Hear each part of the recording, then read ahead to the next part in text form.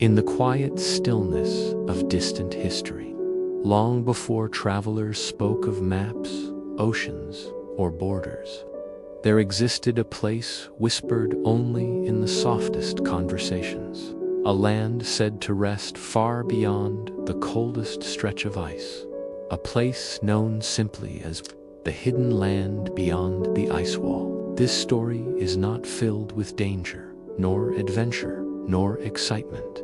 It is a slow, gentle recollection of a land where time moved quietly, where nothing urgent ever happened, and where every step felt like a soft breath of the earth.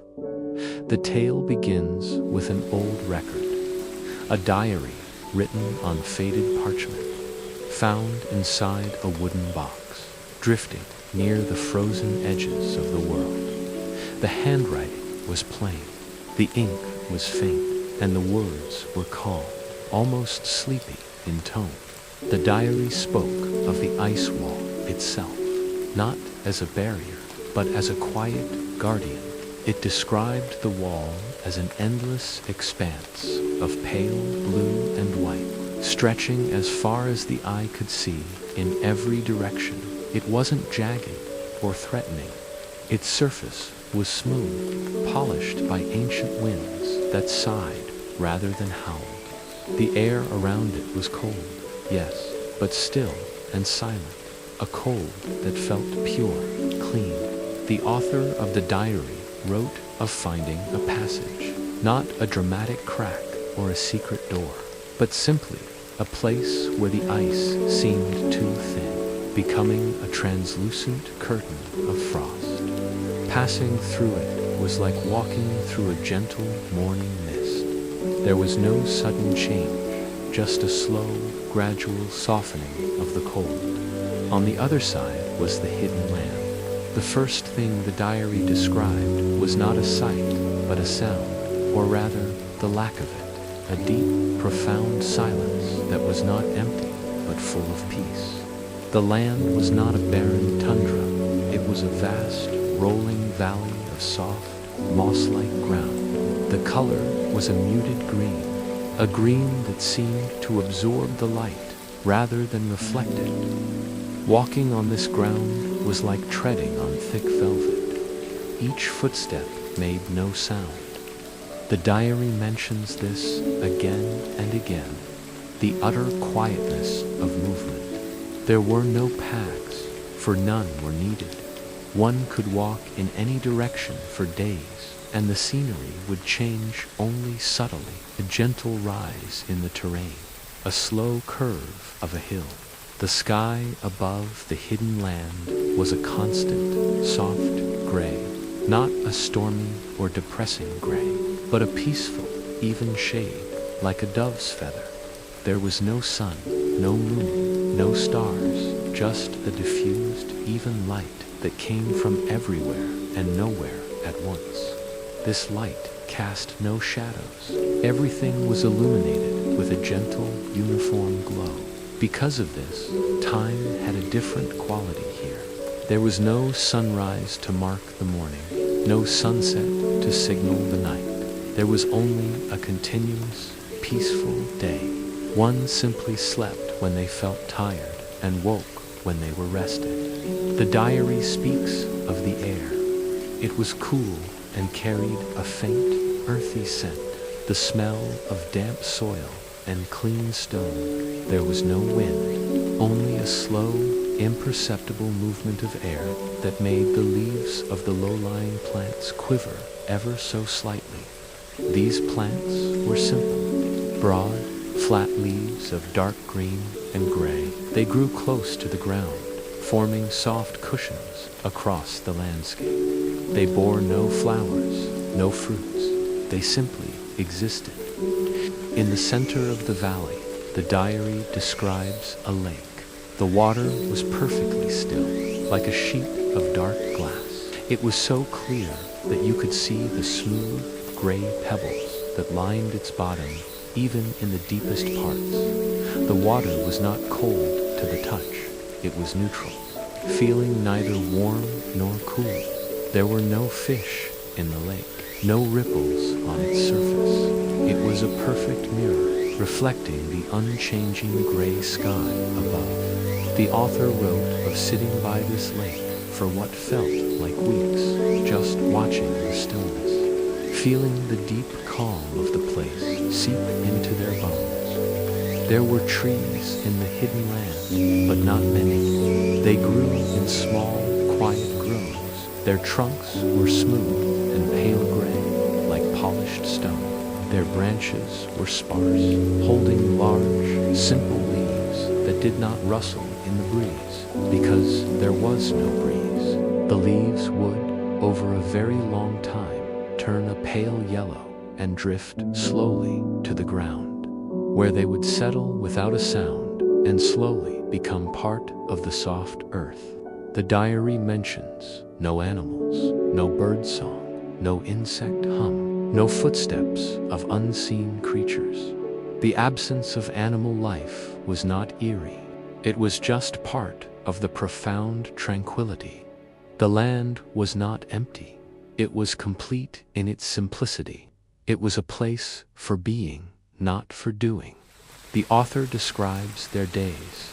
They would wake, walk slowly across the soft ground, perhaps sit by the lake, or wander through a grove of silent trees. They ate, though the diary is vague on this point. It mentions small, pale mushrooms that grew at the base of the trees, and the clean, pure water from the lake. The mushrooms had a mild, earthy taste, and provided just enough sustenance. There was no need for more. The concept of boredom did not exist here.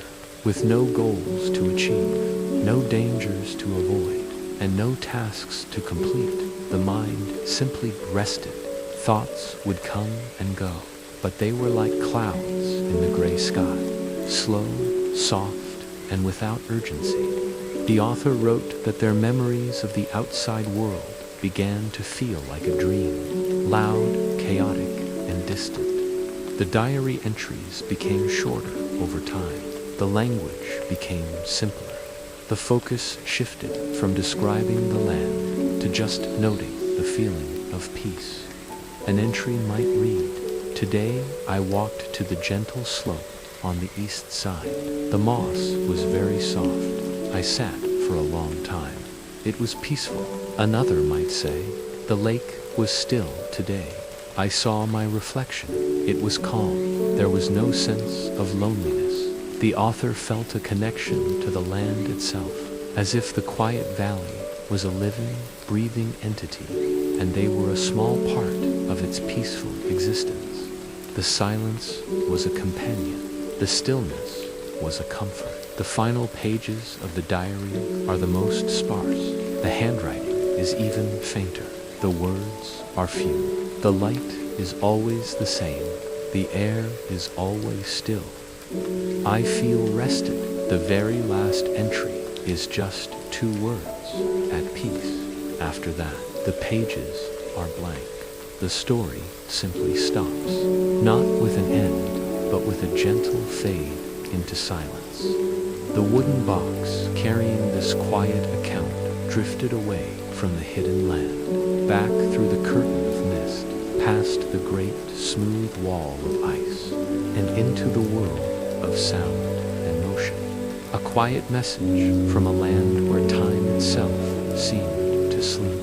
And as we imagine this place, this hidden land beyond the ice wall, we can feel a small piece of its calm. We can imagine the soft ground beneath our feet, the still gray sky above, the perfect silent lake reflecting the peaceful light. We can feel the gentle air, the profound quiet. There is nothing to do here, nothing to think about, nowhere to be, just the slow, steady rhythm of a quiet existence. And in this stillness, we can find our own rest. We can let go of the day, the noise, the hurry, and drift into the peaceful silence, just like the final pages of the diary, fading gently into a deep and restful sleep. Good night. Have you ever wondered what it feels like to journey to the very edge of of the world? Not for fame, not for treasure, but simply to see what's there. I recently stumbled upon an old diary, a record of such a journey. It wasn't an epic saga filled with dramatic twists or heroic deeds. Instead, it was a quiet, personal account of a lone traveler heading north. The diary described a journey not for glory, but simply for curiosity. A quiet traveler wandered north, day after day, step after step. Imagine it, walking through endless white plains of snow, where the wind moves so slowly you can almost see it, and the sky remains a constant, unchanging shade of pale gray. The author painted a picture of profound solitude and stillness. Nothing remarkable happened along the way. There were no strange creatures that appeared from behind snowy drifts, no sudden, earth-shattering discoveries. The narrative was built on the small, repetitive details of the journey, the endless, untouched snow, the quiet crunch of footsteps breaking the silence, and the soft, steady rhythm of breathing in the cold air. It's a meditation on movement and existence. The traveler wrote about the feeling of being the only moving thing in a vast, frozen landscape. It wasn't loneliness, the diary suggests, but a unique kind of connection to the world, a feeling of being completely present. Each day was a mirror of the last, a slow, patient progression towards an unknown destination. The goal wasn't to conquer the land, but to experience it in its purest form. After weeks, maybe months, of this patient travel, the landscape began to change. The endless plains of snow eventually met a frozen sea, a vast expanse of ice stretching to the horizon. And there, beyond the final stretch of that frozen sea, the traveler saw it, a long wall of ice. The description is fascinating. The wall wasn't sharp or threatening, not a menacing barrier. It was just ...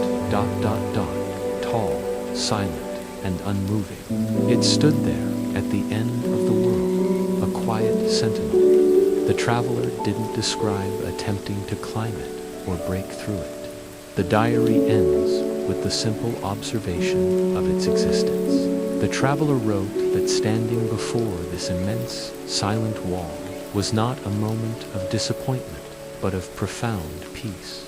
The journey wasn't about finding something spectacular. It was about the act of searching itself. The wall was the destination, but the real discovery was the journey. It was the quiet crunch of snow, the rhythm of breathing, the patient steps taken day after day. This story makes you think, doesn't it? In our fast-paced world, we're always chasing the next big thing, the next dramatic event. But maybe the most meaningful experiences are found in the quiet moments, in the simple act of putting one foot in front of the other, driven by nothing more than our own curiosity. It's a reminder that sometimes the journey itself is the true reward. The wall did not glow, it did not sparkle, it simply existed, like a quiet boundary placed by nature for reasons never fully explained. Day after day, the traveler rested near the wall, observing nothing in particular. The ice never changed shape, the wind never shifted direction, and the sky remained endlessly still. It was a world of profound silence, a silence so deep it felt like a presence in itself. The traveler, wrapped in layers of worn fabric, would sit for hours, their breath misting in the frigid air, their gaze lost in the sheer, unending expanse of white and pale blue. There was no struggle here, no grand quest, only an acceptance of the vast emptiness. The cold was a constant companion, seeping into the bones. Yet it was not hostile. It was just a fact of this place, as immutable as the wall itself. Many would have found this monotony maddening. The complete absence of change, of stimulus, could break a person, but the traveler seemed to find a strange sort of peace in it. The rhythmic beat of their own heart became the only drum, the slow rise and fall of their chest the only motion. Each day bled into the next, marked only by the subtle shifts in the traveler's own internal landscape. Thoughts would rise and fall like gentle tides, unhurried, unjudged. The wall became a mirror, reflecting not an image, but a state of being calm, patient, and present. There were no questions of why or what for. The wall was not a challenge to be conquered or a riddle to be solved. It was simply the edge of the known world, a place to stop and be.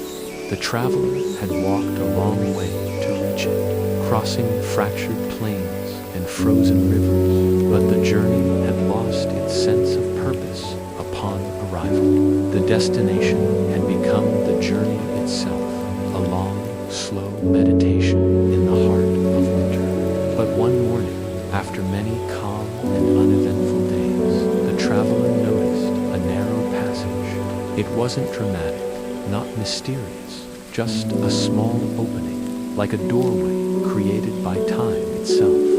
It had likely been there all along, a subtle seam in the colossal sheet of ice, overlooked in the grandeur of the whole. It was no wider than a person's shoulders, a slight, unassuming crack in the monolithic facade. There was no beckoning light, no whispered invitation. It was just there. The traveler approached it slowly, the crunch of their boots on the snow the only sound to break the stillness. Peering into the opening, they saw no grand revelation. Inside the passage was more ice, more frost, more silence. It was a continuation of the world outside, simply funneled into a tighter space. A different person might have been disappointed, might have turned away, seeing no promise of reward or discovery. For them, a door should lead somewhere new, somewhere different. But the traveler felt no such disappointment. The passage was not a promise. It was an option, a slight deviation in the endless continuity. With a quiet sense of curiosity, they stepped through. The air inside was even colder, the silence more profound. The walls of the passage were smooth, polished by eons of imperceptible friction. They absorbed the faint light from the outside, creating a world of soft, muted tones. The traveler continued, walking slowly, carefully, until the light dimmed into a soft blue glow. The passage twisted and turned, a gentle labyrinth carved by forces beyond comprehension. The blue light deepened, bathing everything in an ethereal, otherworldly luminescence. It wasn't a magical light, but the natural filtering of daylight through immense depths of ancient ice. The walls around them seemed to hum with a silent, frozen energy. As they walked, the passage began to widen. The ceiling soared upwards, disappearing into a dome of shimmering azure. The traveler had stepped into a vast cavern, a hidden cathedral of ice. Here, the silence was different. It wasn't empty. It was full, resonant. It was the sound of millennia compressed into a single, breathtaking moment. Immense icicles, like the pipes of a great organ, hung from the ceiling. Crystalline formations grew from the floor, resembling frozen trees in a silent, ghostly forest. The air was so still that the traveler could feel the warmth of their own body, creating a faint current around them. They walked to the center of the cavern and stood looking up. The blue light filtering from above cast long, soft shadows, painting the ice with shifting patterns of light and dark. It was a place untouched by the sun, yet filled with its distant, translated light. It was a world within a world, hidden in plain sight. The traveler felt a sense of awe, but it was a quiet awe in keeping with the place itself. It was not the overwhelming shock of a sudden revelation, but the slow, dawning realization of a hidden beauty, a secret world that had been waiting patiently to be found. It wasn't a reward for their journey, but a natural consequence of their patience. By sitting with the silence, by accepting the unchanging landscape, they had attuned themselves to its subtle frequencies, allowing them to notice the almost invisible doorway. They spent what felt like an eternity in that cavern, not moving, just being. Time seemed to dissolve. There was no past, no future, only the magnificent, glowing present.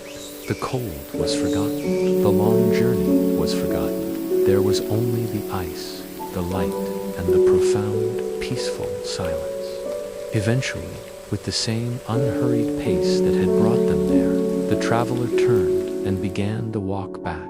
They stepped out of the passage and back into the open world. The sky was still, the wind was calm, and the wall stretched to the horizon, just as it had been. Nothing had changed, and yet everything was different. The monotonous landscape was now imbued with a secret. The traveler knew what lay within the hidden heart of the ice. They sat down in their usual spot, leaning back against a snowdrift. The wall did not glow, it did not sparkle, it simply existed.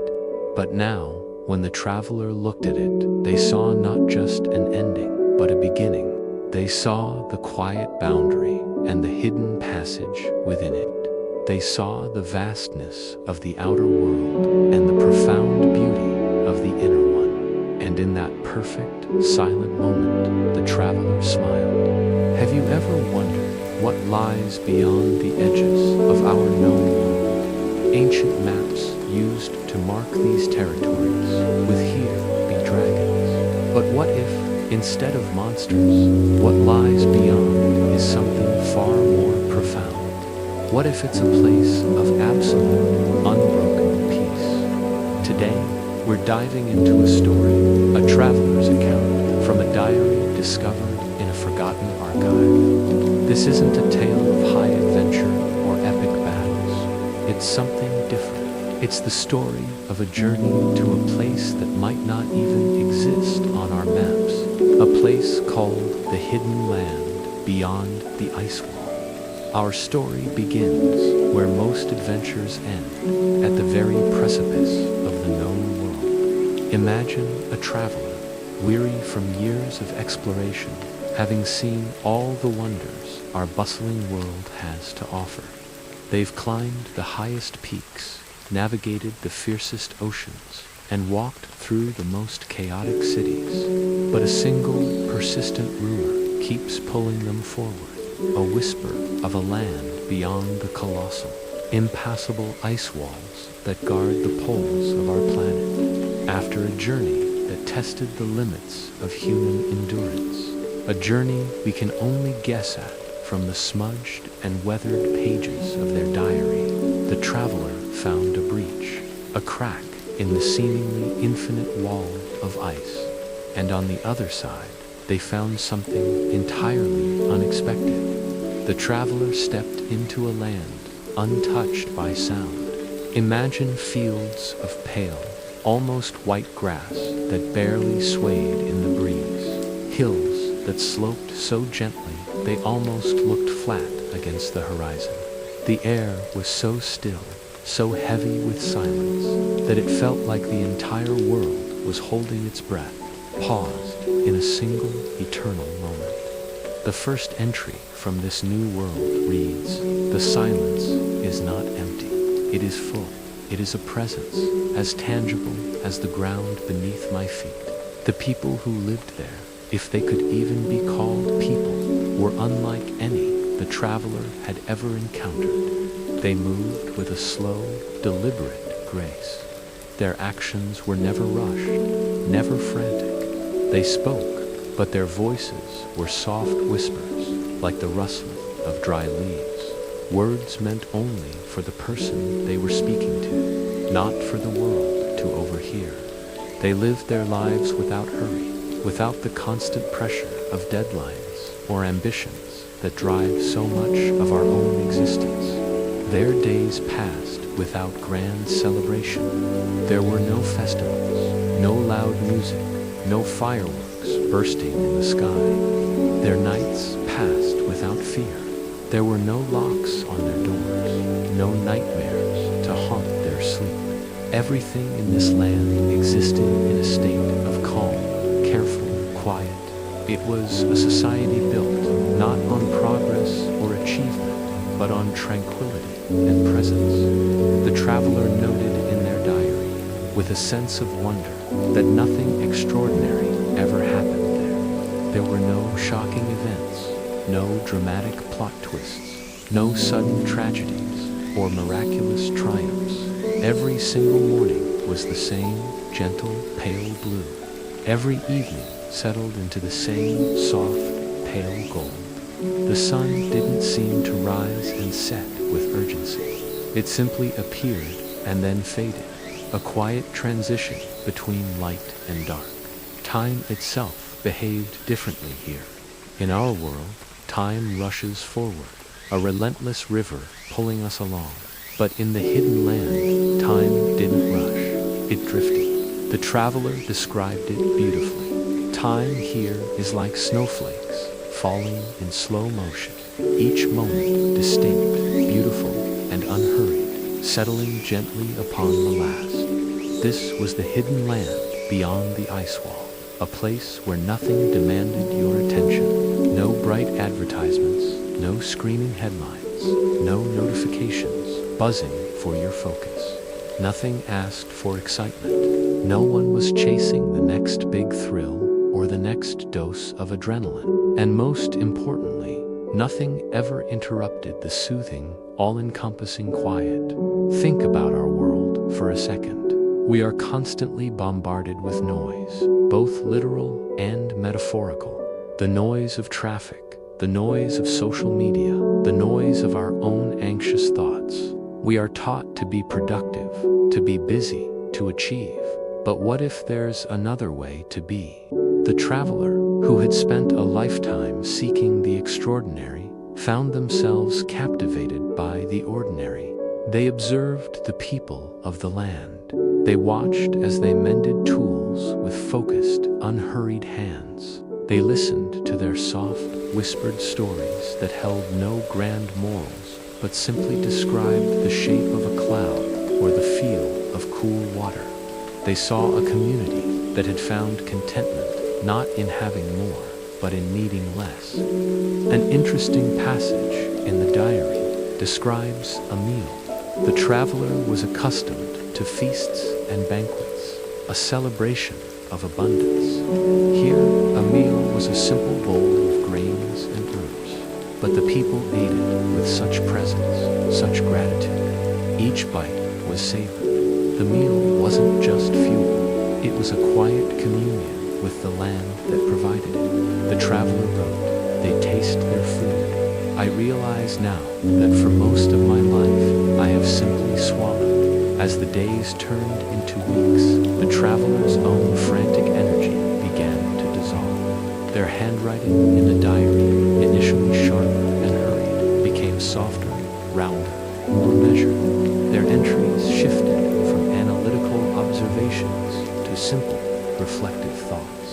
They stopped trying to understand the land and simply began to exist within it. They learned to walk without a destination, to listen to the silence, and to find beauty in the unchanging landscape. The land was a mirror. It reflected back the noise and chaos the traveler had carried within them, and then, slowly, it helped them let it go.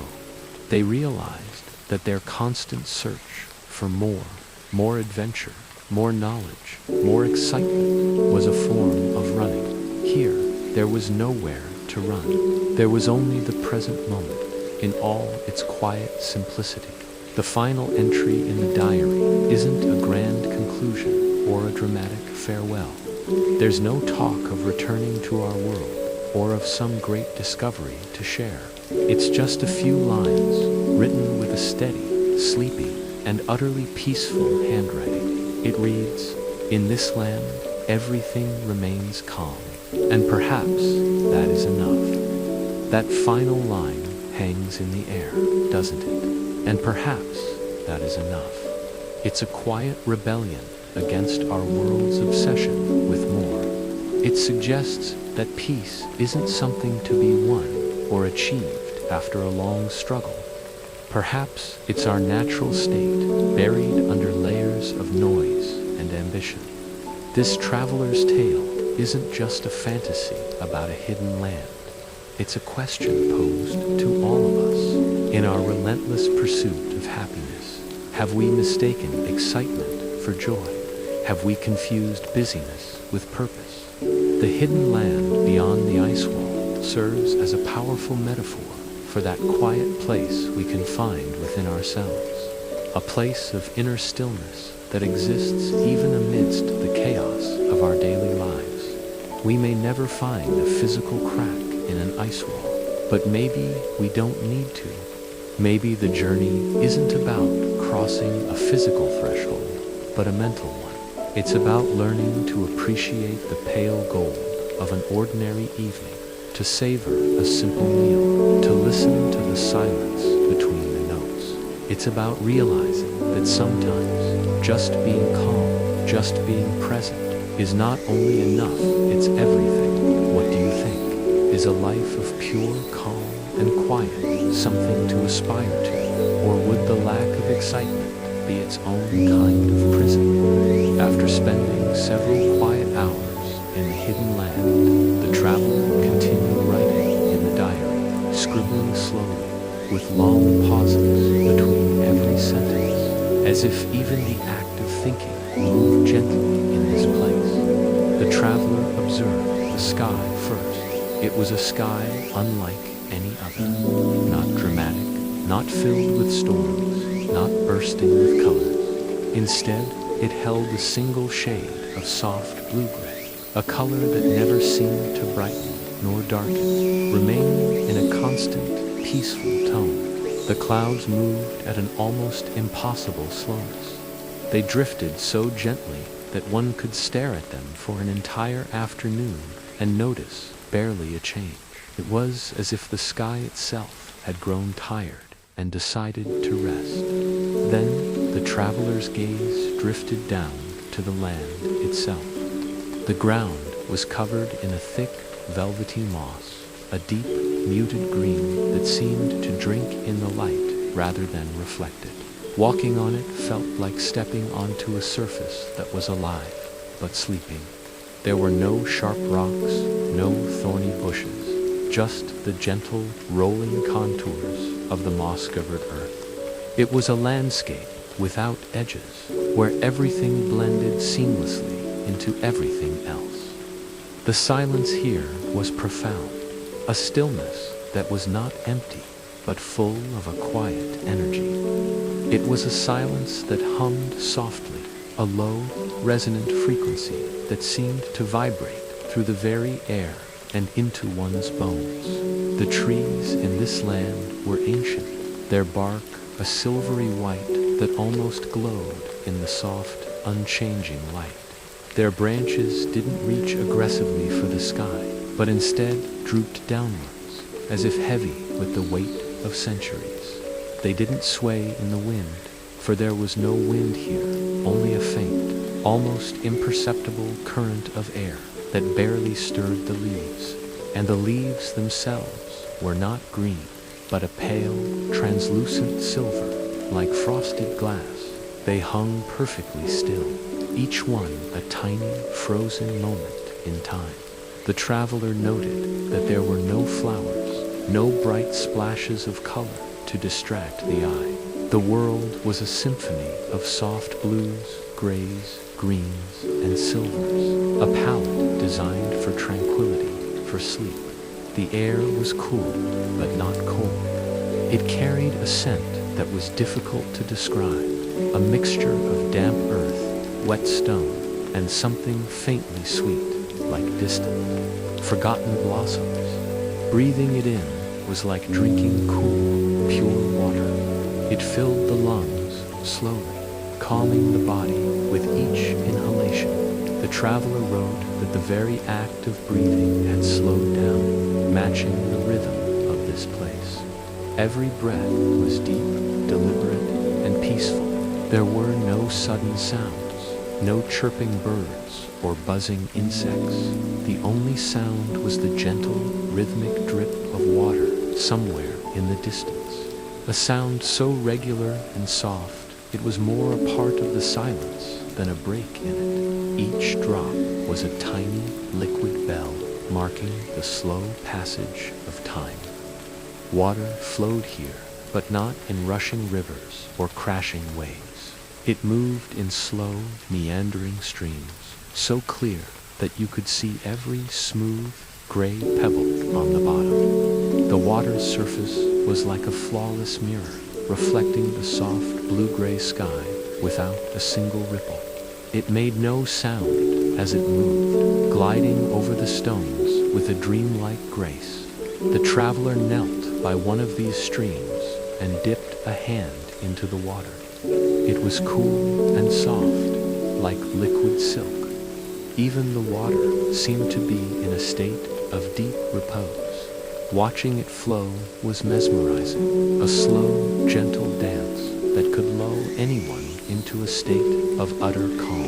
The traveler wrote about the feeling of time in this place. It didn't seem to pass in the usual way. There was no morning, no noon, no night. The light remained constant. The temperature never changed. An hour could feel like a minute, and a day could feel like an eternity. It was a place outside of time, a sanctuary where the relentless march of seconds and minutes had ceased. Here, there was only the present moment, stretched out into a long, peaceful stillness. The urge to do anything, to achieve, to rush, simply melted away. There was only the desire to be, to exist in this quiet, gentle world. The diary entry described how the traveler's own body had begun to adapt to this environment. The heart rate slowed, the muscles relaxed, the mind grew quiet. Thoughts still came, but they were soft and fleeting, like the slow-moving clouds in the sky. They drifted in, lingered for a moment, and then drifted away without leaving a trace.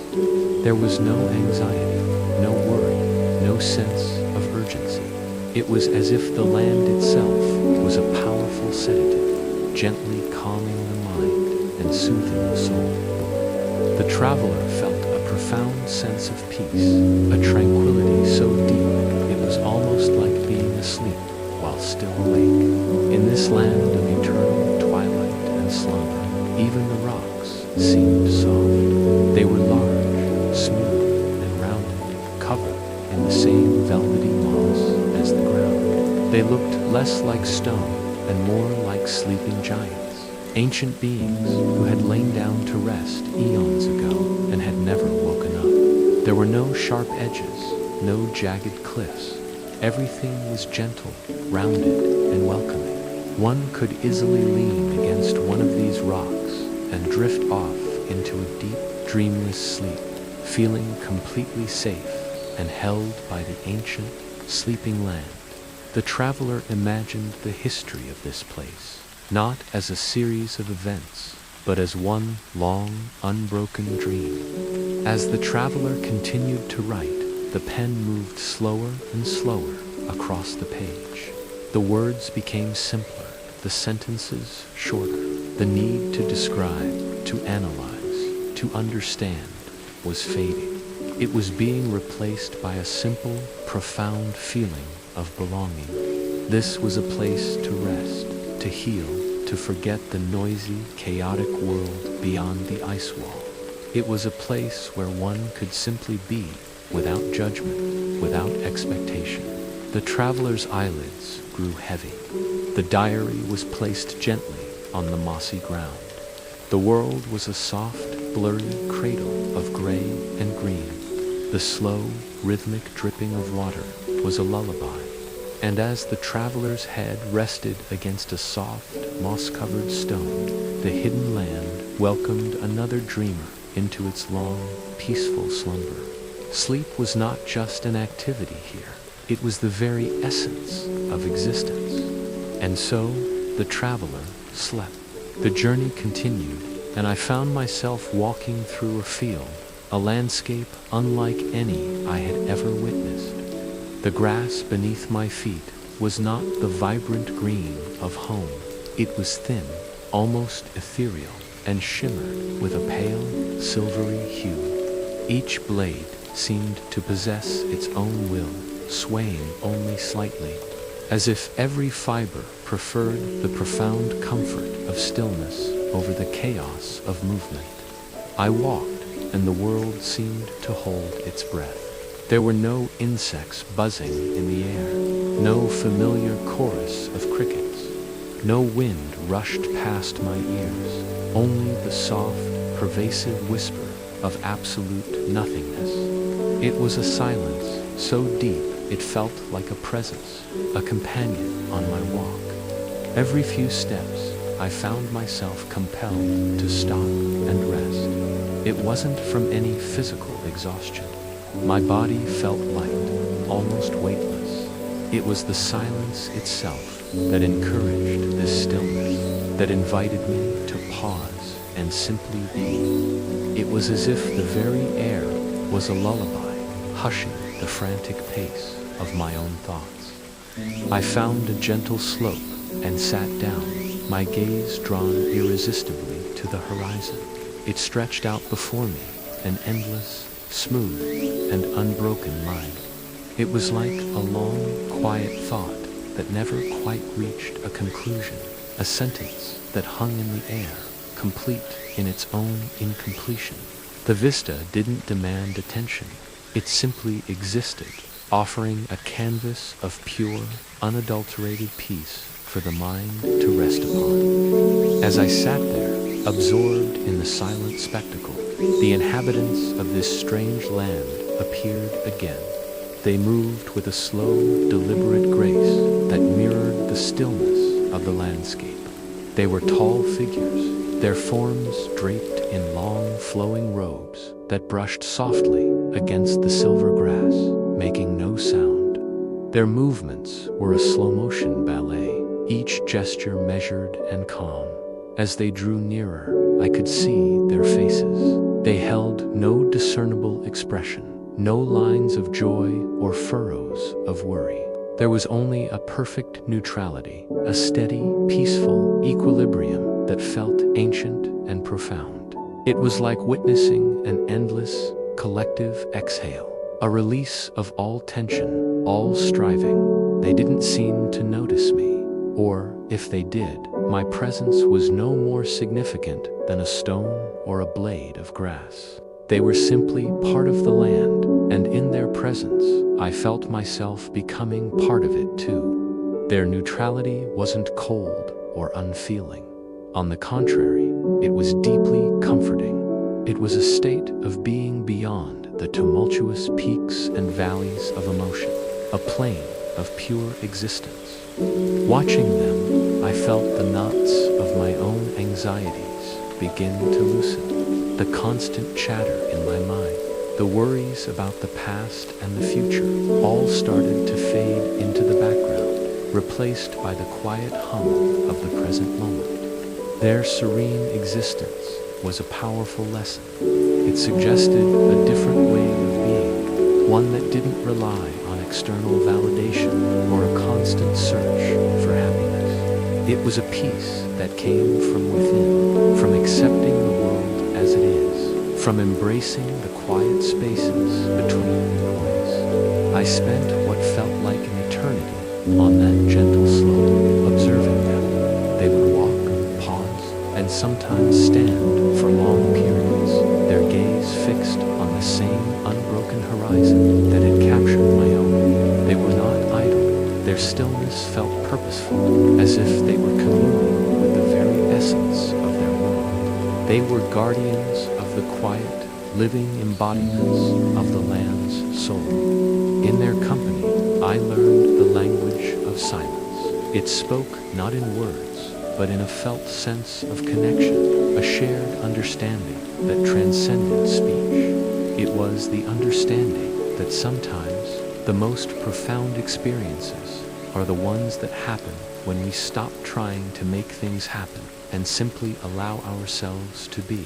The sky above began to shift, the pale light softening into a gentle, dusky glow. The colors were muted, a spectrum of soft grays and lavenders, painting the horizon with a subtle, melancholic beauty.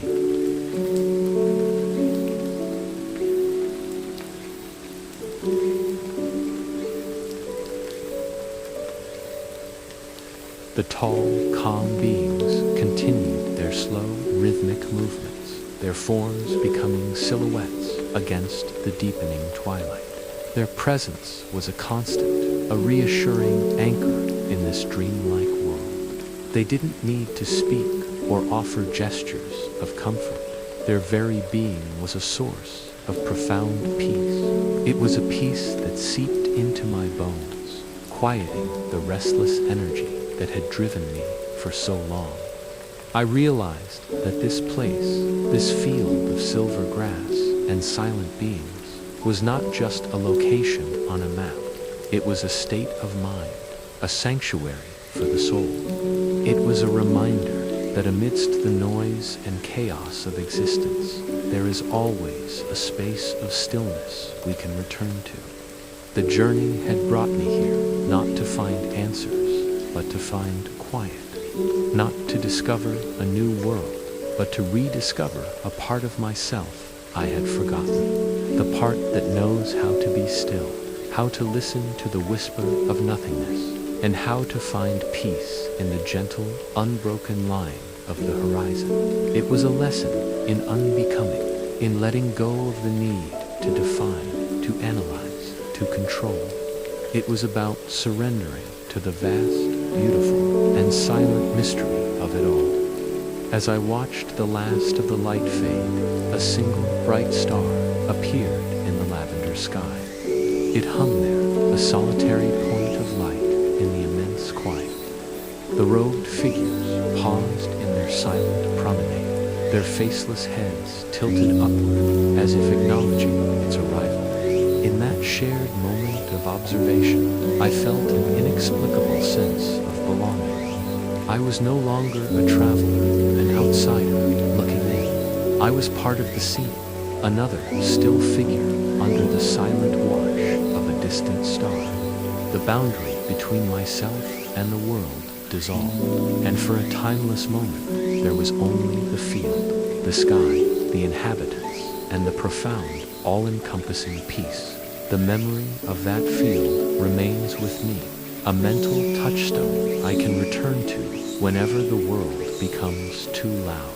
It taught me that strength is always in movement, and that wisdom is always found in words. Sometimes the greatest power lies in stillness, and the deepest truths are heard only in silence. The silver grass, the unbroken horizon, the calm, neutral beings, they are all part of an inner landscape now, a quiet place within myself.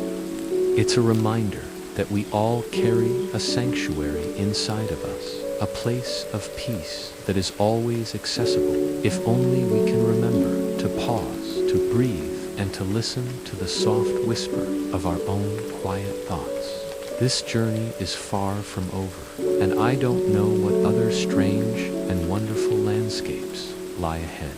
But what I learned in that field of stillness will travel with me, a silent guide in a world of noise. Your presence here makes the journey all the more meaningful. One of them approached the traveler. The diary notes that their steps were so quiet, so utterly silent, that the traveler almost didn't notice their arrival. It was as if they had materialized from the very air, a part of the landscape, given form and gentle purpose. They did not introduce themselves with a name. 4 names seemed like anchors to a world left far behind. Instead, they simply nodded, It was a small, almost imperceptible gesture, a slight dip of the head, but it somehow carried the entire meaning of a welcome. It wasn't a boisterous greeting, not a handshake or a smile filled with teeth, but something more profound, an acknowledgement of shared presence in this vast quiet. They began to speak, and their voice was barely above a whisper. It was the sound of rustling leaves on a windless day, the sound of sand settling in the deep desert. Their language was unlike anything the traveler had ever heard. It was composed of long, stretched-out vowels that hung in the air like motes of dust in a sunbeam. The consonants were soft, almost non-existent, fading away like distant echoes in a canyon. The traveler could not understand the individual words, couldn't grasp the syntax or the grammar, but they understood the feeling, the intent woven into the very fabric of the sound. It was an invitation, not an invitation to explore a new land, nor to discover hidden secrets, but something far simpler and more profound.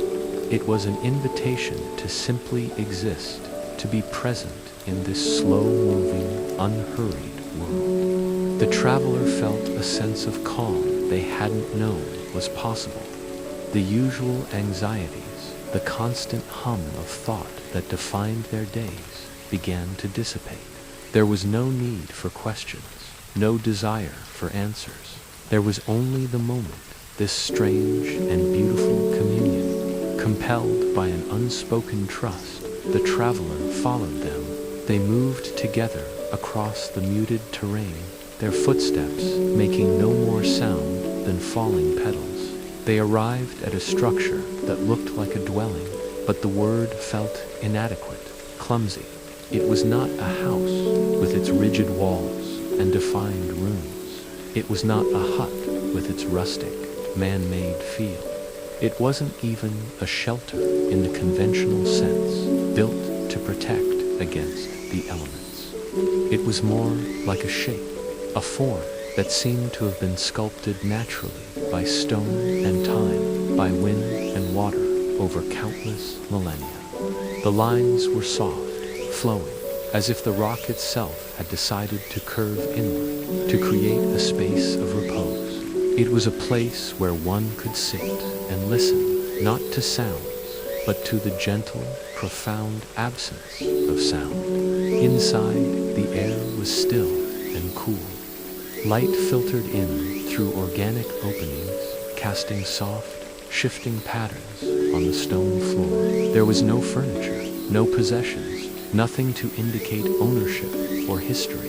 It was a space stripped of everything but its essential purpose, being. The guide gestured for the traveler to sit, a slow, graceful sweep of the hand. And so they sat, side by side, in the heart of this stone world. The silence was not empty. It was full, rich, and alive. It was filled with the slow, rhythmic breathing of the earth, the patient growth of lichen on the walls, the imperceptible turning of the cosmos. The traveler's diary speaks of losing all sense of time in that place.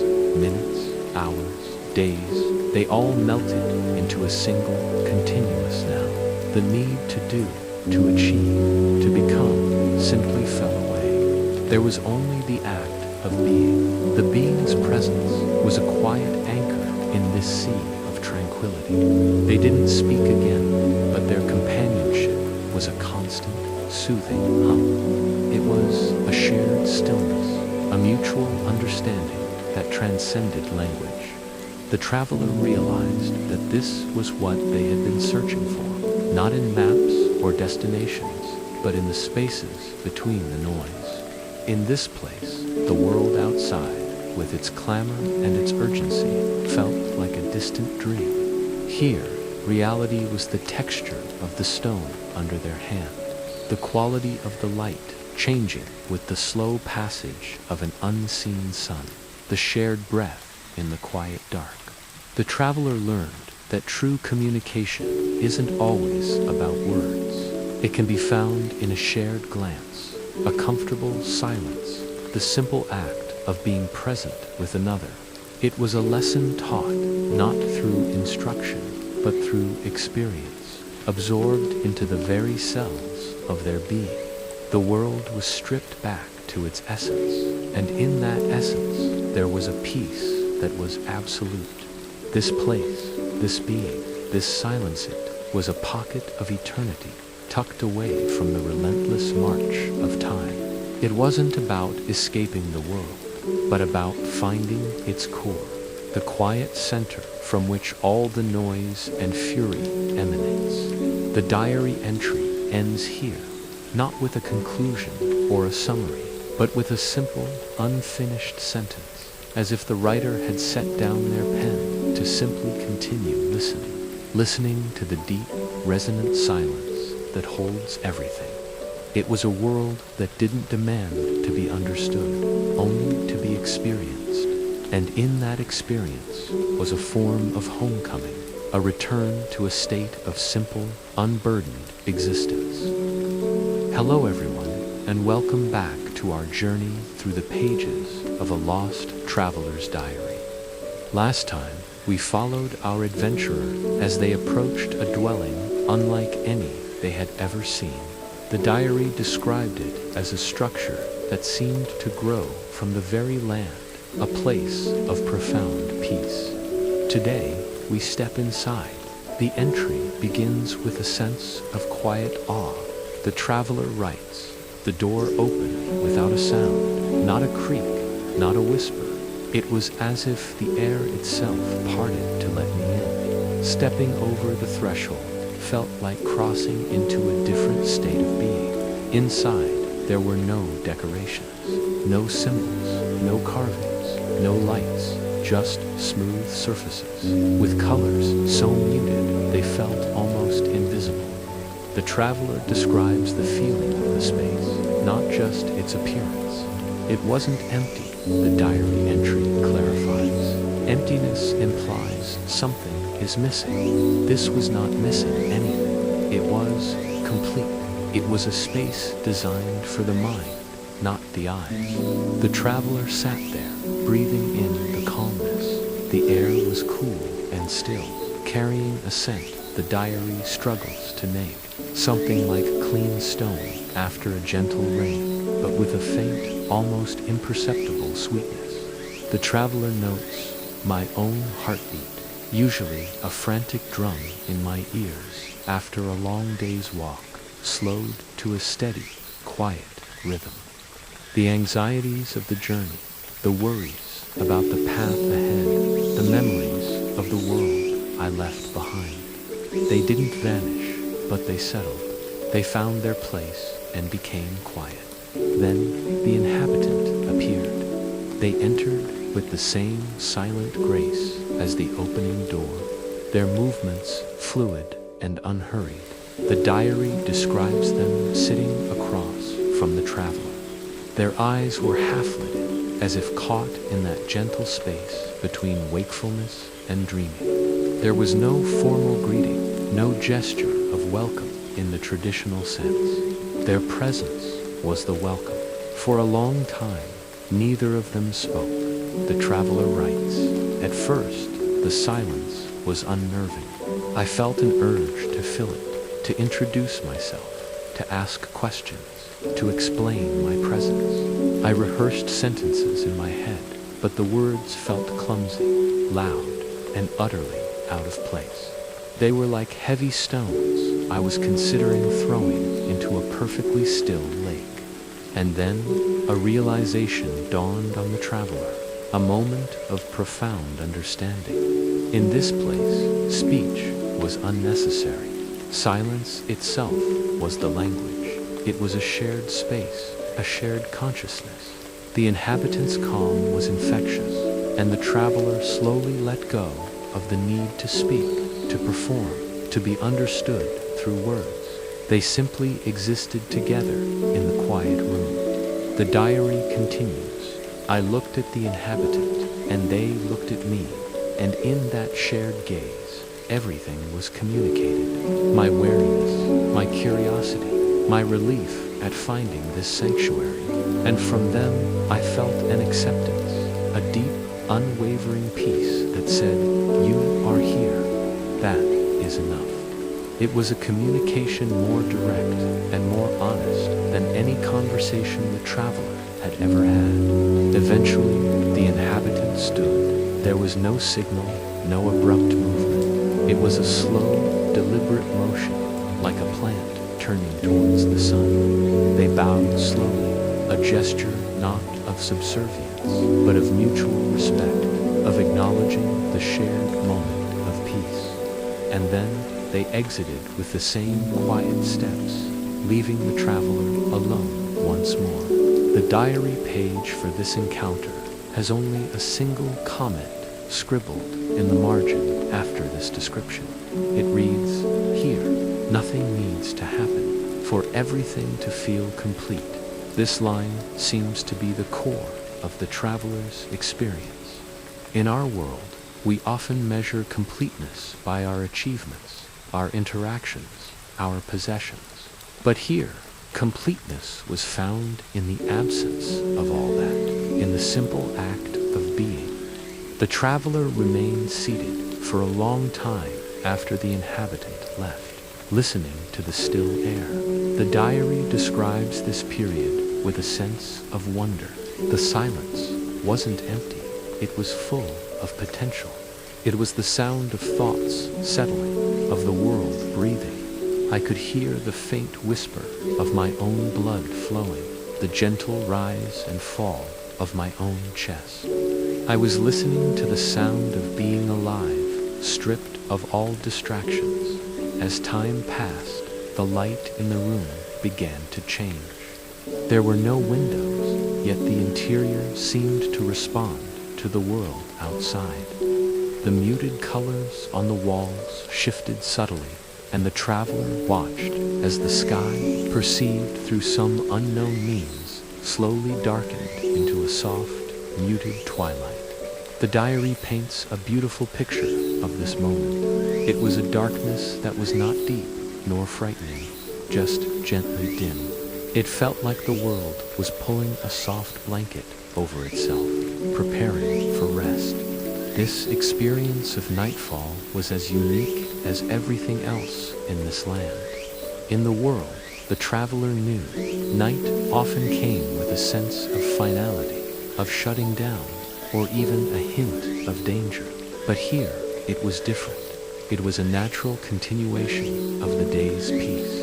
As the room settled into this gentle dimness, the traveler closed the diary for the day, and there, on the page, is one final line written for this part of the journey, a thought that captures the essence of this place. The traveler wrote, "In this land, night arrives like a whisper, and sleep feels like the natural end of every thought."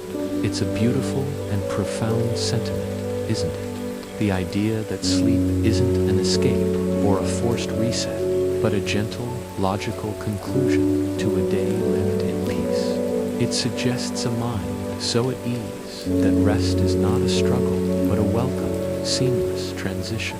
The traveler's journey into this land of silence and simplicity seems to be a journey inward. Each experience strips away another layer of what they thought was essential, revealing a deeper truth about peace and contentment. What will they discover next as they spend more time in this extraordinary place? Will they learn to speak the language of silence more fluently? And what lessons will they carry with them when they eventually leave? We'll have to wait for the next entry to find out. The diary is still full of pages we have yet to turn. The traveler awoke slowly, not because of any sound, nor because of any light, but simply because the body had rested long enough in the hidden land. Morning did not announce itself. It simply arrived quietly, as if it too preferred not to disturb anyone. The traveler opened the diary again, the pages slightly cool from the gentle air of the place. The ink from the previous day had dried into a faded gray tone, perfectly matching the soft stillness that surrounded everything. Stepping outside the stone-like dwelling, the traveler noticed that the sky remained the same shade as the day before, and likely the same shade as the day before that. It was impossible to tell if time here truly moved forward, or if it simply drifted in a slow, floating circle. The ground was almost unchanged. The pale grass stood still, as if frozen mid-motion. No footprints from the previous day remained. The land had a way of smoothing itself, erasing small disturbances, returning everything to quiet equilibrium. The traveler walked toward a gentle hill, not a tall hill, just a slight rise in the land that offered a clearer view of the wide, empty horizon. Each step felt soft, as if the earth beneath was layered with clouds instead of soil and stone. Upon reaching the top, the traveler found a long, winding path. It wasn't marked by stones or signs or tracks. It was simply there, a faint natural line created by centuries of slow wind and quieter footsteps. Following this subtle path, the traveler reached a lake. The water was still, so still that it looked like a sheet of polished glass, not a single ripple, not a single disturbance.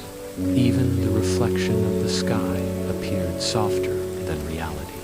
The diary described the lake as a body of water that seems content with having no movement at all. The traveler knelt by the shore, dipping a hand into the water. It was cool, not cold, not warm, just perfectly neutral, like everything else in this hidden world. Across the lake, the traveler noticed a group of inhabitants. They stood in a loose circle, their robes brushing the ground in the faintest breeze. They were not speaking, not chanting, not performing any ritual. They were simply standing together, as if sharing the same peaceful thought.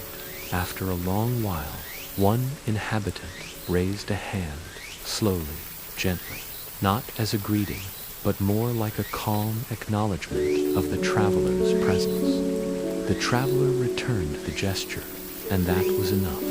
No words, no introductions, just a quiet exchange between beings who understood the value of silence.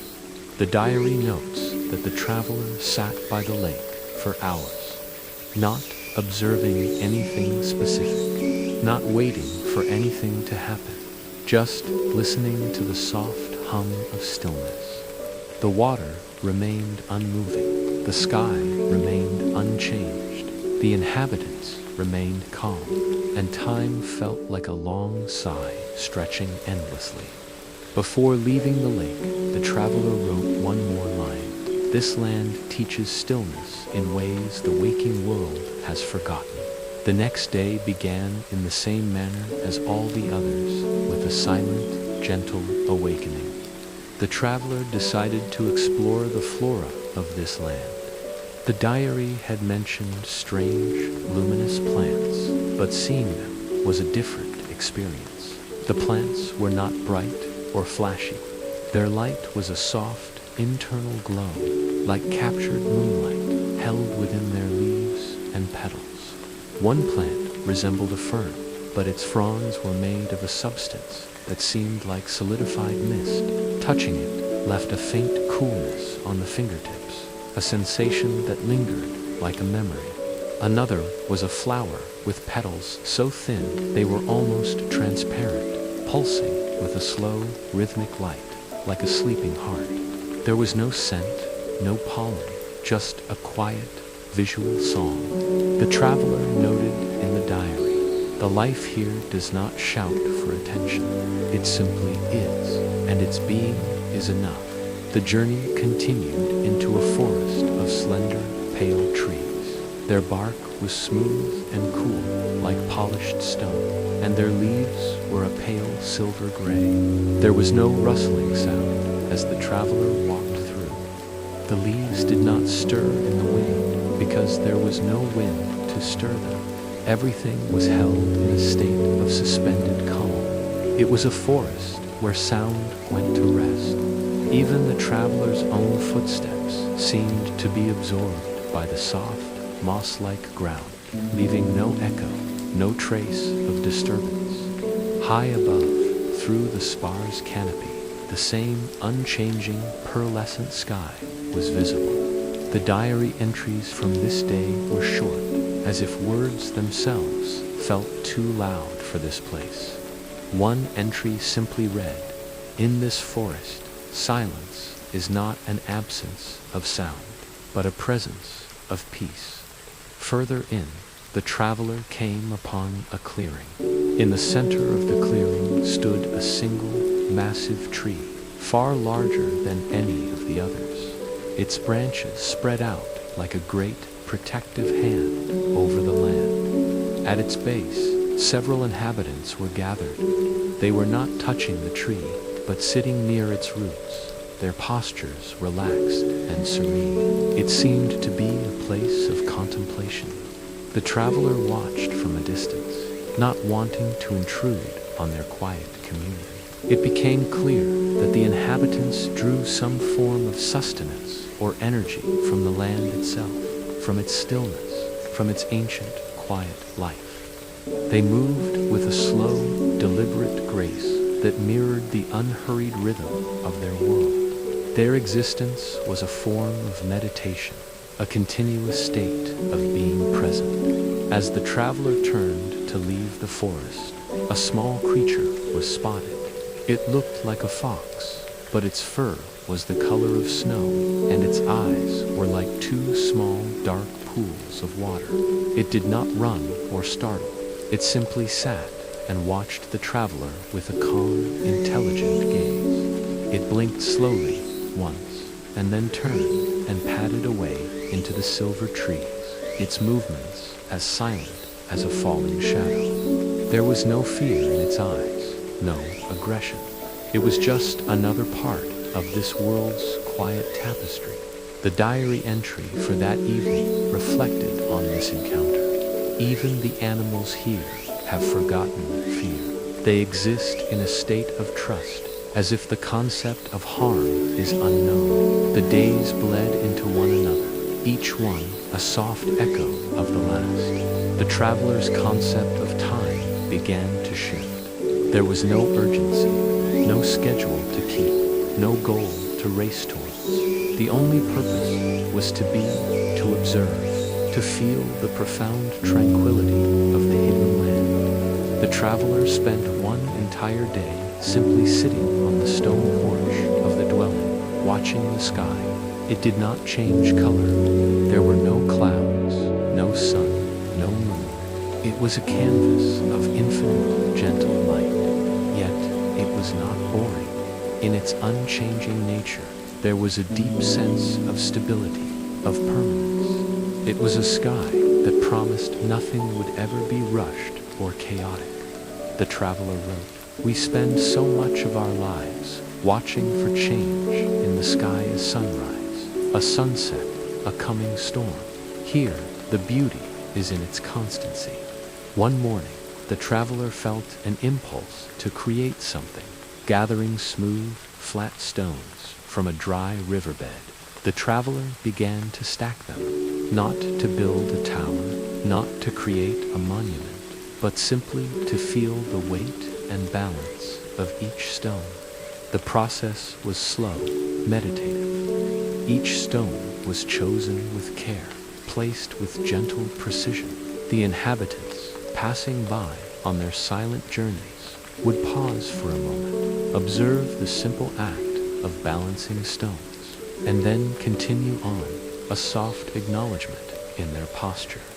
There was no judgment, no curiosity, just a shared understanding of a quiet, focused act. When the structure was complete, a small, intricate spiral of balanced stones, the traveler felt a sense of quiet accomplishment. It was not a creation meant to last, but an expression of the moment. The diary read, "To create something here is not to leave a mark, but to participate in the stillness. Eventually, the traveler knew it was time to leave. There was no sign, no external reason, but an internal sense of completeness. The journey to this place had been about discovery, but the time spent here had been about unbecoming. It was about shedding the noise, the hurry, the anxieties of the outside world. The traveler packed the diary, its pages now filled with observations of stillness. Before starting the long trek back toward the ice wall, the traveler took one last look at the hidden land. The pale grass, the silver trees, the still lake, the luminous plants, the calm inhabitants. It was all exactly as it had been on the first day. Nothing had changed, and yet everything was different within the traveler. The land had offered its greatest gift, the memory of profound peace. The final entry in the diary was written at the base of the ice wall, just before crossing back into the world of sound and motion. It was a single sentence: "I carry the silence with me." The next morning in the hidden land did not begin with sunlight, nor with birds, nor with any sound at all. It began the same way every day began there, with a gentle light that slowly appeared across the sky, like a quiet thought forming in the mind. The traveler opened the diary with the same slow movement that everything in this place seemed to inspire. The pages felt cool, almost cold, yet comforting, as if the calmness of the land had seeped into the paper itself. The traveler wrote that the air smelled faintly like frost, but not sharp or icy, just a soft, clean scent that drifted lightly and disappeared just as gently. As the traveler walked, the land revealed nothing new, but in a peaceful world like this, nothing new was expected. There were wide plains stretching into the distance, so flat and quiet they almost seemed unreal. Small hills rose here and there, not steep, not high, just gentle waves in an ocean of pale grass. The inhabitants walked slowly across the fields, their robes brushing softly against the ground. Every movement they made seemed carefully measured, as though rushing was something unknown to them. The traveler approached. A group of them gathered near a shallow stream. The water moved so slowly that it was difficult to tell if it was flowing at all. Its surface reflected the muted sky in a soft, blurred mirror. The beings stood around the stream, not to fetch water, not to talk, but simply to be near it. They seemed to appreciate the quiet presence of the stream more than its purpose. One of them pointed toward the water, making a small gesture. The traveler looked down and saw stones beneath the surface moon, pale stones that looked as if they had been polished by centuries of gentle currents. The inhabitant made another small gesture, slower than the first, indicating the stones as though they held meaning, but no explanation followed. No long explanation was needed. The diary notes that the traveler did not understand the gesture, but somehow understood its peaceful intention. The traveler sat near the stream for a long time, watching the faint ripples move across the surface. Every ripple seemed to take minutes to reach the edge, as though time itself moved more carefully here. After a while, one of the inhabitants approached and placed a hand on the traveler's shoulder. The gesture was light, barely felt, but it carried a sense of calm that spread slowly through the traveler's chest. The diary describes this sensation as a quietness, deeper than silence. As the traveler stood, the inhabitants returned to their slow walking, moving across the plains with a patience that felt timeless. The traveler continued wandering, observing the land. There were no mountains, no forests, no dramatic landscapes, just endless calm. Eventually, the traveler came upon a stone structure, a wide, flat platform made of smooth, pale stone. It had no carvings, no purpose, no markings. It simply existed, like everything else here. The traveler sat on it, allowing the silence to settle. The diary describes how the stone held a gentle warmth, as if it absorbed the quiet of the land and gave it back to whoever rested on it. Hours passed without anything happening. No changes in the sky, no changes in the wind, only the steady presence of peace. The traveler wrote one final line before closing the diary for the day. In this place, the world is not empty. It is simply resting. The following day was no different, and yet the traveler's perception began to shift. The sameness of the landscape no longer felt monotonous. It felt whole. The silence was not an absence of sound, but a presence of stillness. The traveler began to walk with a slower pace, mirroring the inhabitants. Feeling the soft earth yield slightly underfoot, each step became a quiet meditation. The diary entries grew shorter, more sparse, as if words were becoming unnecessary. One entry simply read, "The sky is pale today." It was a statement of fact, but it held the weight of a profound observation. The traveler watched the inhabitants go about their day, which consisted of walking, standing, and occasionally gathering in small, silent groups. They would sometimes touch the pale grasses with the tips of their fingers, a gesture so delicate it was barely perceptible. It was not an act of examining the grass, but of acknowledging its existence. The traveler tried to mimic this. Crouching down, the traveler touched a single blade of grass. It felt cool and smooth. There was nothing remarkable about it, and yet the simple act of focusing on this one blade, this one small part of the vast plain, brought a new level of awareness. The world, which had seemed so vast and featureless, was now filled with infinite, quiet details. The traveler noticed the way the light rested on the curve of a small hill, creating a shadow so faint it was like a whisper. The traveler saw the subtle variations in the color of the stones. In the stream, some were almost white, others a soft gray, a few with faint, milky lines running through them. These were not discoveries to be catalogued or analyzed. They were simply things to be seen, to be noticed. The air remained still, carrying that same faint, clean scent of frost.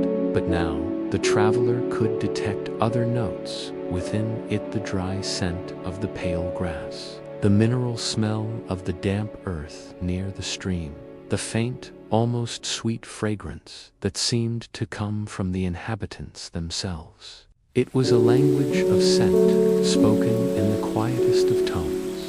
One afternoon, the traveler was sitting on the stone platform, observing the slow, drifting clouds in the muted sky. An inhabitant approached and sat down nearby, not too close, but sharing the space. They sat in silence for what felt like hours. The inhabitant did not look at the traveler, but instead gazed out at the plains, their expression one of serene contentment.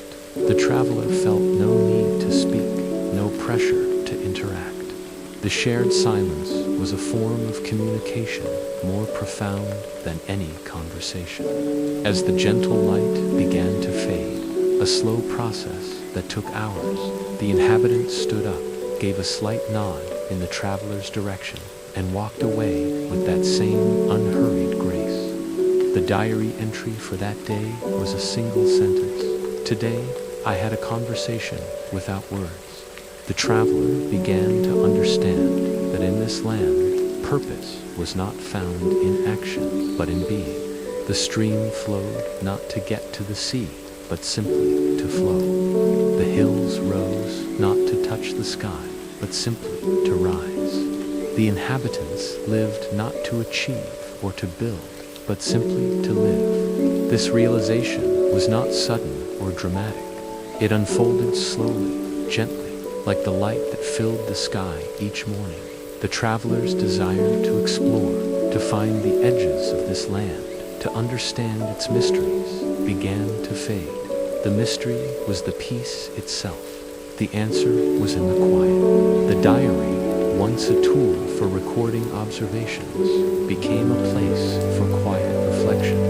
The entries were no longer about what the traveler saw, but about what the traveler felt. The stillness is a blanket, not a rushing current. I am learning to be quiet inside.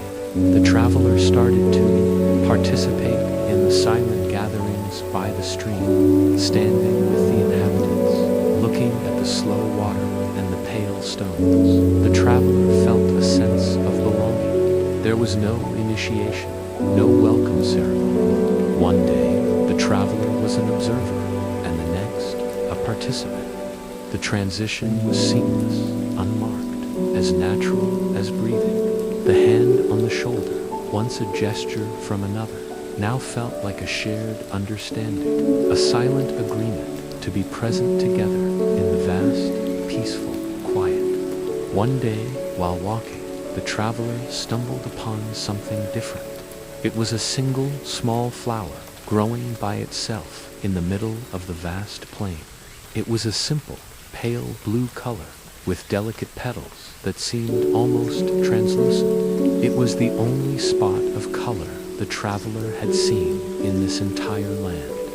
Kneeling down, the traveler looked at it, expecting to feel a sense of excitement or surprise. But the feeling was different. It was a quiet appreciation, a gentle acknowledgement, much like the way the inhabitants touched the blades of grass. The flower was not an anomaly. It was simply another part of the land's quiet wholeness. It did not shout for attention with bright colors. It whispered its existence.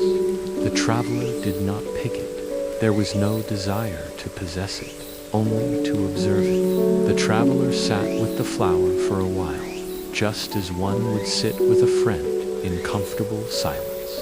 Later, the traveler wrote in the diary, "I saw a flower today.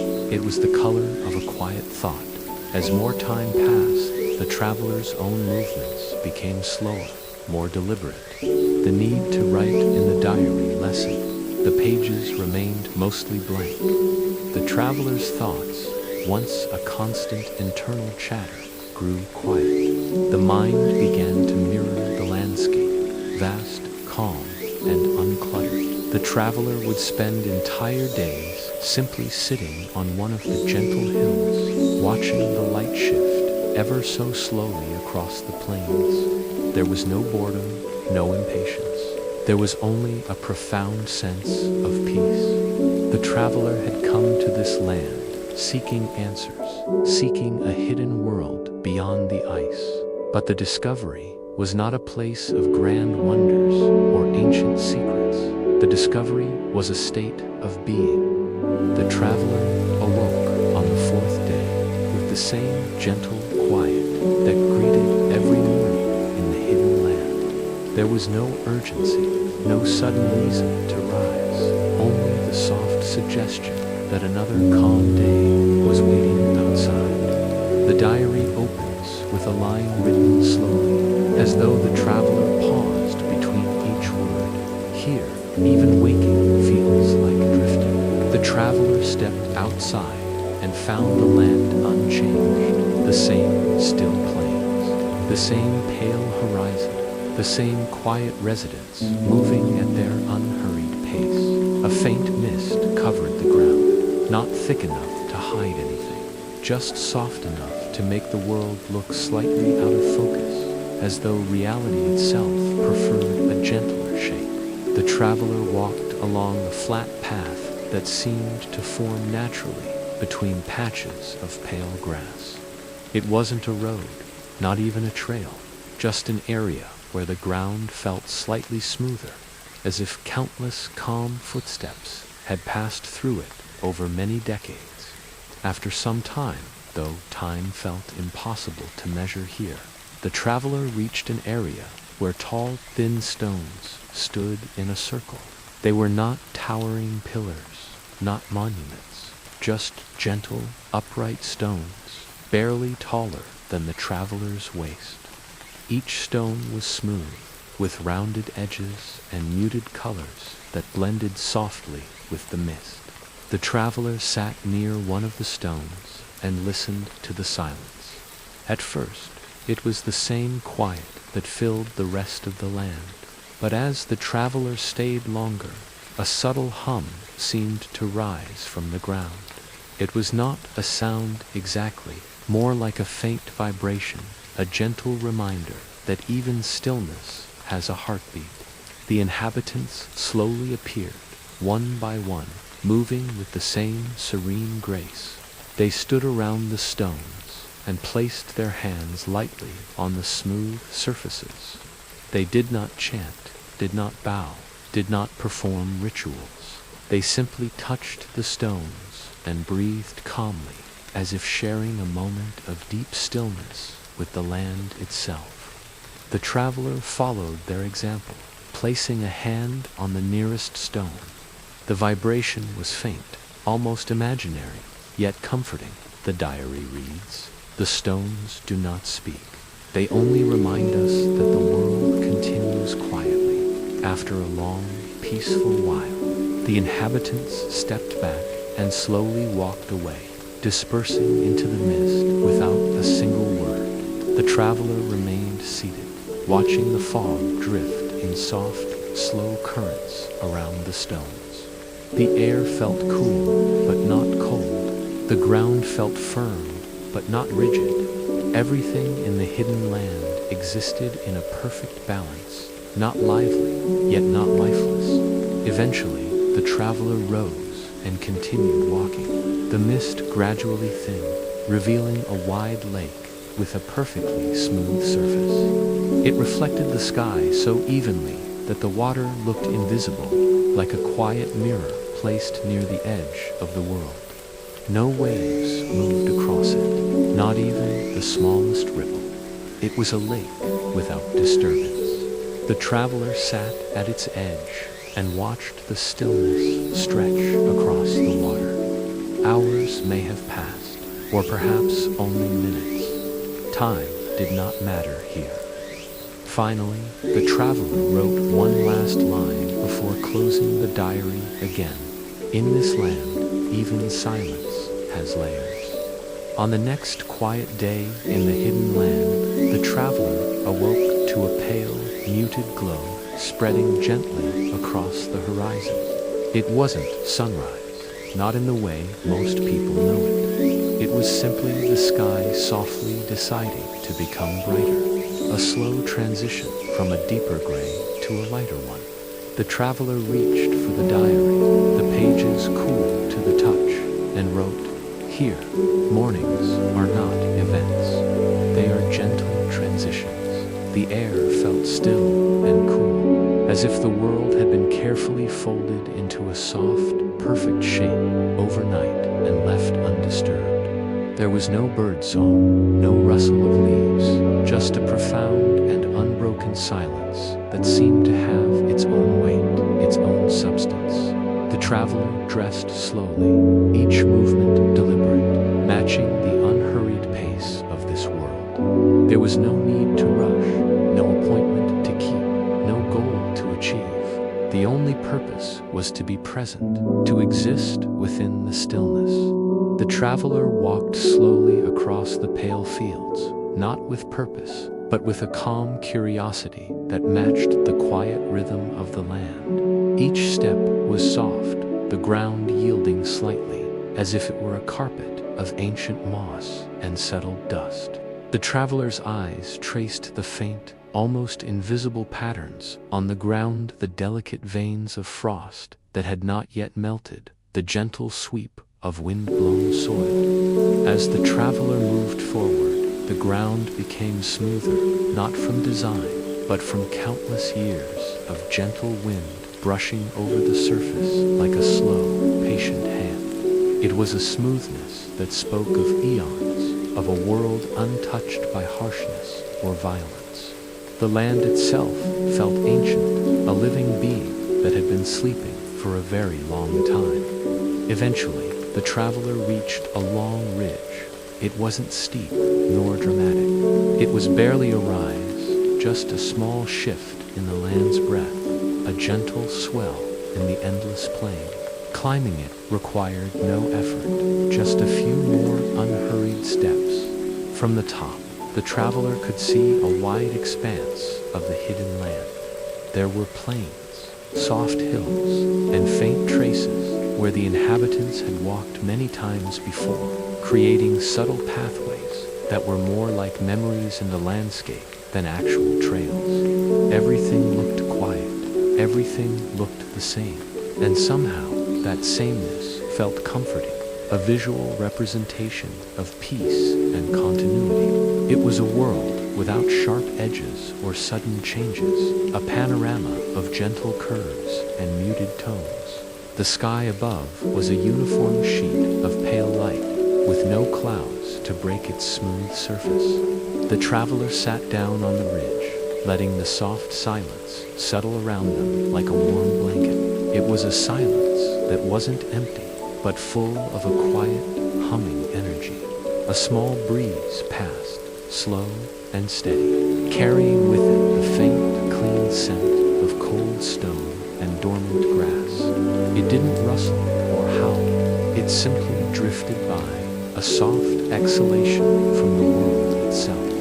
The traveler noted in the diary, even the breeze here moves, as if it does not want to disturb anything. It was a wind that carried no urgency, no hint of a storm to come. It was merely a part of the landscape's slow, perpetual motion. The traveler closed their eyes for a moment, feeling the cool air on their skin, listening to the deep, resonant silence that lay beneath everything. As time drifted on in its slow, unmeasured way, the traveler noticed a few inhabitants approaching. They moved in single file, their footsteps almost silent, their pale robes swaying in long, soft motions, as though the air itself carried them along. They didn't seem to walk upon the ground so much as glide over it, their forms blending with the soft light and misty air. Their movements were graceful and unhurried, each step flowing into the next with a liquid ease. When they reached the ridge, they did not speak. They simply stood nearby, their presence as gentle as the breeze, looking out at the land with calm, peaceful expressions. Their faces were serene, their eyes holding a deep, ancient wisdom, as if they had been watching this same landscape for 1,000 years. One of them lifted a hand and pointed toward the distant horizon. The gesture was slow, deliberate, filled with a quiet meaning the traveler could not fully grasp, but could deeply feel. It wasn't a command or a direction, but more of an offering, a sharing of a silent observation. The traveler followed the line of the gesture, but saw nothing specific, just more of the same soft plains and gentle hills fading into the mist. Yet the act of pointing seemed to imbue the view with significance. The diary writes, "Sometimes gestures in this land explain more than words ever could. It was a communication of pure feeling, of shared experience that transcended language." After a long, shared pause, the inhabitants sat on the ridge as well, spaced evenly, their breathing quiet and slow, their presence a gentle and comforting addition to the stillness. Together, they watched the land. Nothing moved quickly, nothing changed suddenly. Everything remained in a calm state of quiet continuation.